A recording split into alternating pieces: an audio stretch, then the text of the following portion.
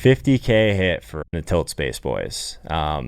So it's been a great thing, I think, overall to be able to walk through lineups with other people on Sunday mornings, because I feel like there's times where you can get anchored on certain plays. These guys allow me to kind of get away from some of the chalk. Michael Leone is someone that definitely has a little bit more of a contrarian mindset than myself at times. So if you're playing something like this contest here, this is the game changer. 212 people, so relatively small field. It is a single entry. So this is actually a pretty decent structure for us to attack last week. I'm glad we did. Naturally, glad we did. We were able to take this thing down for 50K. Nice little hit for us. Hopefully we'll be able to kind of parlay that into some more wins going forward. You never know. Now we'll be able to kind of go up in stakes a little bit, maybe take a couple shots kind of as we progress through the middle of the season. Now, I mean, we're able to say that because it's week 5. But this is our week 4 lineup review. I'm going to go through this team. I'll say this off the hop because a lot of people were asking right away, would this team have won the Millionaire Maker last week? So if you guys weren't aware, there was a $4,000 buy-in Millionaire Maker. Only about 600 people, I believe.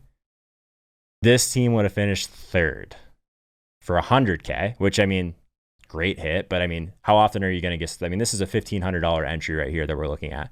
How often are you going to just throw in a 4K lineup? So we can't be too upset about it. I do kind of razz Peter a little bit that we should have been in it, but thankfully we wouldn't have won, right? So we can hold our hat on that before we kind of get too deep into the plays, the stack, all that stuff. Stat chasing in the chat says Thunderdome. We'll see. Maybe our bankroll's at a spot now where we take a shot at the Thunderdome this week. You guys will have to check out that show. It is live on the Line Movement YouTube channel at 6:30 p.m. Eastern time on Sunday. So right after those kind of afternoon games are winding down, we're live. We're talking through it. We're talking about if things were really good, if things were really bad, and everything in between. So talking about this lineup in particular, we did go with the Dak stack, which probably isn't too surprising for anyone that's checking out this video. Dak Prescott to Amari Cooper to CeeDee Lamb, bringing it back with OBJ. We did have Amari Cooper in there also. So a pretty full Dallas stack. We faded Zeke, which was a pretty lateral move overall. We ended up playing Kamara at very chalky ownership at 70%, pretty close. So that was our main stack. Leone was on this game very early. So got to give props to Leone. He was really kind of putting this Dak stack on us. The first thing that we talked about was how he wanted to figure out a way to play this game. Odell Beckham Jr., one of those guys that definitely had some positive regression coming. Just the amount of targets that he was seeing, deeper targets. We always want to talk about a wide receiver. This was one that maybe not a 38-point explosion is something we saw coming, but it's something that did make a lot of sense to be in the cards. Sure, I didn't think he was going to get a rushing touchdown. I didn't think he was going to catch a receiving touchdown from Jarvis Landry, just like the weirdest Odell Beckham game or ceiling game I've probably ever seen. But that was great. 19% ownership for him, so he was definitely popular in this tournament. CeeDee Lamb, someone we talked about a little bit last week on the Sunday morning show in terms of should it be Michael Gallup, should it be CeeDee Lamb? There was such a big difference in price this past week that I like the idea of going back to CeeDee Lamb if people were to hop off of him because he basically just underperformed the week before. That's what you want to do in DFS, right? Just play the narrative of like what people are talking about in a lot of ways also. Like everyone wants to jump back on Michael Gallup. Probably time to play CeeDee Lamb in tournaments. So 3% ownership for him. I was thrilled when I opened this and I saw Dak at 10%. Amari relatively popular, obviously, but CeeDee Lamb at 3, that was a huge differentiator for us. So 5 catches for 79 yards and 2 touches from CeeDee Lamb at 5,400 in a range where a lot of people are playing DJ Moore. That was absolutely huge for this lineup. Mike Davis, he's a guy that I will continue to take the L on as we progress through this season. I didn't think he would come in and take as much of the Christian McCaffrey role as he has. Only 5 catches in this one, but he still is active enough to where his price point at 5,700, he was just too cheap in this paced up spot against Arizona. He's someone we talked about extensively on the Sunday morning show also. So nice to see Davis get there. He was very chalky. This is a $1,500 tournament. You're going to see pretty sharp ownership in it overall. 22 points from him was great. Kamara, obviously, I thought he was one of the best plays on the slate with Michael Thomas out. I thought that he would be one of those ones that we would need to be taking advantage of. At 8K, he was tougher to get into this week just because the pricing was very tight on DraftKings. So that leads me to the Trotman portion of the program. anytime you can play this a stone min tight end that's going to run less than 10 routes, you have to do it, right?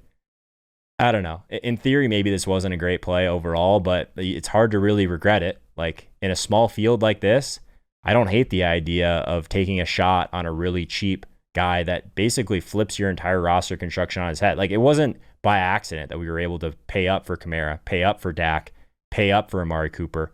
Like we needed to find salary somewhere. There's a couple places we did it, but one of them was Troutman, obviously giving us the goose egg, still able to win. The field size is like, you're allowed to make some mistakes, guys. That's why I like playing some of these smaller fields and going up in stakes a little bit. So that was great.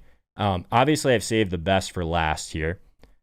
Obviously, we just talked about it with Sigmund Bloom also. Shout out Sig. Joe Mixon at 5,800.